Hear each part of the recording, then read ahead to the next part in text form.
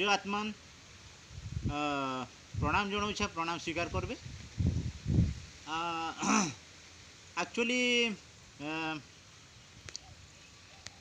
भिकारी लोक के प्रेमर भिकारी लोक के परमात्मा नहीं मिले।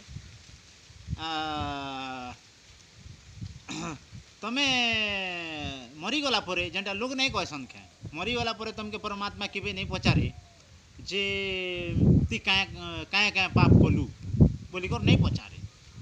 निश्चित भाव में यहाँ पचराबा जे तोते गोटे मुई दुनिया के पठाई थी आउ एतकी सुख सुविधा तोके दी सेटा के उपभोग क्या क्या नहीं कलु। सुख सुविधा माने तुमर खराब काम के मुझे नहीं कहबार भाई जिते भी पॉजिटिवली जेन काम माने अच्छे तो ये दुनिया रे जिते भी सुख सुविधा अच्छे तार एंजॉय उपभोग तार आनंद उपभोग क्या क्या नहीं कलु बोली परमात्मा पचराबा केते पाप कलु एंता नहीं पचारी। परमात्मा ही तार नाम इतिर लगी है जे हेतकी छोट हेतकी सब छोटिया मोटिया जिनिस के से नहीं देखी।